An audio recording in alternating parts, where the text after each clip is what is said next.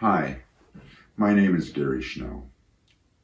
I am putting together a series of YouTube videos in an effort to highlight different elements of my recently published book, Consciousness, All in One and One in All. This is my fourth such installment, and it is entitled Spiritual Development. It is based on the paradigm set forth by Jim Marion in his book, Putting on the Mind of Christ. Marion largely follows and is influenced by the work of Ken Wilber. He proposes 9 levels of spiritual development. The first 5 levels roughly correspond to Ericksonian levels of development, suggesting a connection between the psychological and spiritual development, consistent with my proposal that parents are really godlike.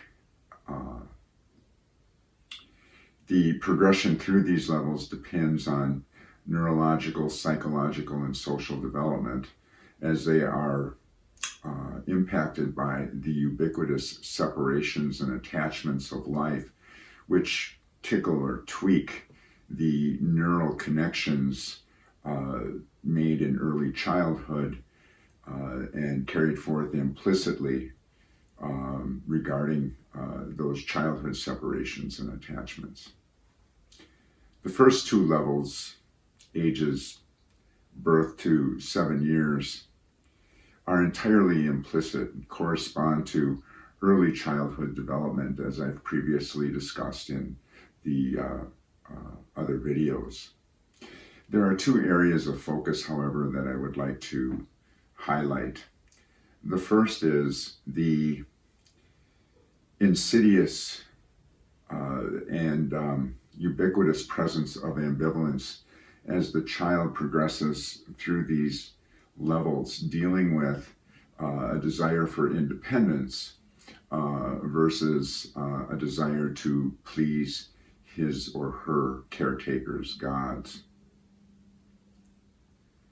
The second thing I would like to highlight is the progressive use of transitional objects as the individual's ability to use symbols grows. We move from pacifiers and blankets to Santa Claus and the Easter Bunny to movie stars and rock bands to gods of religion, political tendencies, all nature of interests that we might pursue. These are things that are an effort to achieve a perceived proximity and comfort with our gods, much like blankets and pacifiers afford the child a sense that mother is nearby.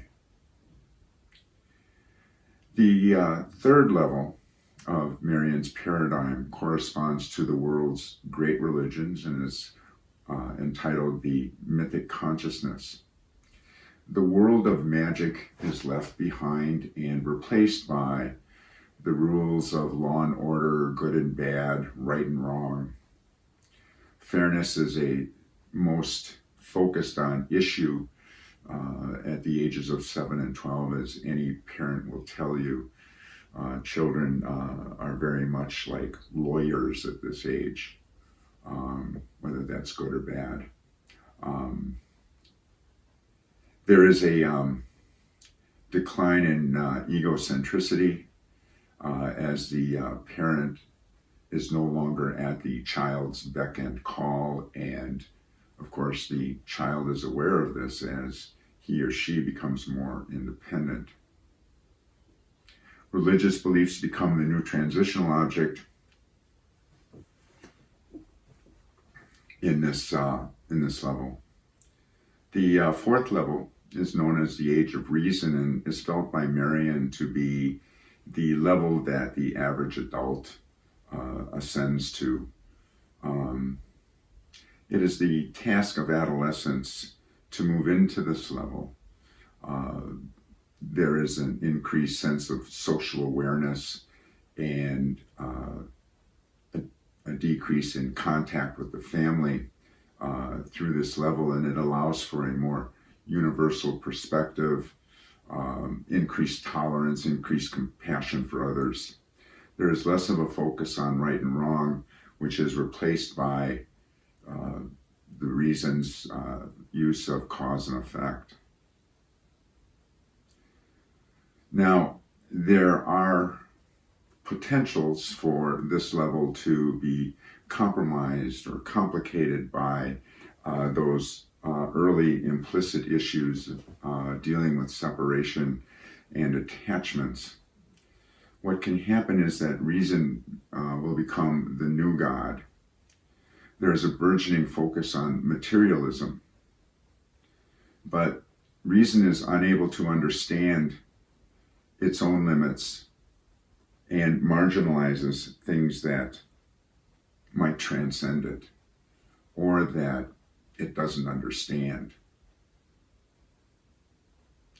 The fifth level is a progression through the age of reason and the materialism of that age into what Marion refers to as the level of existentialism.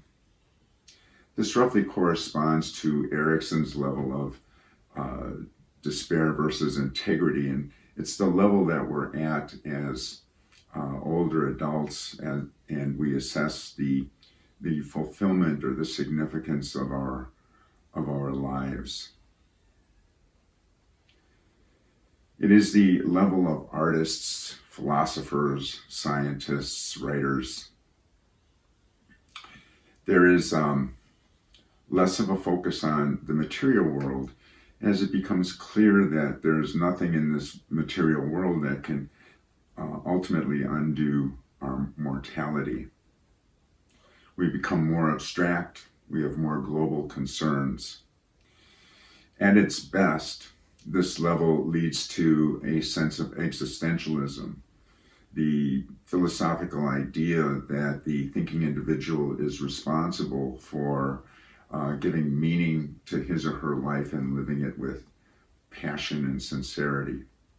Now, this level too can be compromised by those early implicit issues. Existentialism can result in a sense of nihilism or a belief that life has no objective meaning, purpose, or intrinsic value. This is suggestive of atheism or a belief that there is no God. Now, again, there's another confrontation with the inability of reason to accept the potential for its own limits, because reason can neither confirm nor exclude the potential for transcendence. Atheism really is not a defensible position if such is the case. The only defensible position is that we don't know, a position we call agnosticism. Marion's first 5 levels are dominated by the egocentric narrative of the individual. There is a continued focus on the illusion and comfort of proximity to the caretaker God. These levels are linear as the narrative continues its efforts to make sense of the implicit in a rational attempt to promote the hero and that illusion of proximity. Marion's final 4 levels transcend the dualities of cause and effect, the rational narrative. The names of these levels I won't get into. They're really secondary to what they represent, which is what is most important. They are a movement away from the dependence on the individual narrative, the egocentricity of the first 5 levels, and the dependence on dualities imposed by the limitations of the perception of separations and attachments. The transition into these final 4 levels is sometimes preceded by a dark night of the soul. What this means is that an individual experiences a significant loss, like For me, it was the death of my son. This loss serves to break down the boundaries of the ego, if you will, and makes an individual more open to the potential for transcendence of the reasoning that went into the first 5 levels. With the breakdown of the ego's boundaries, there can be a burgeoning sense of interdependence as opposed to the dependence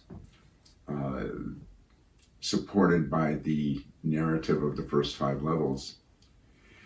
This interdependence allows for a decreased need for proximity to a caregiver because there's a decreased fear of loss. We're interdependent. We don't have to worry so much about dependence on one thing and the fear of loss of one thing as we nurture our own independent sense of being a hero.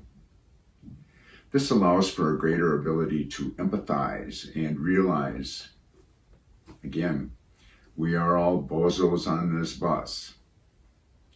With this, we are able to be more curious and read on and watch more videos and see what you think. There's certainly less of a need for us to focus on right and wrong and more of an ability to be open. Again, thank you for your interest. My next installment will be entitled All is Relative, where we will take a sneak peek at Einstein's theory of relativity and what they may have to do with what we're talking about. Thanks again for your interest. Be well.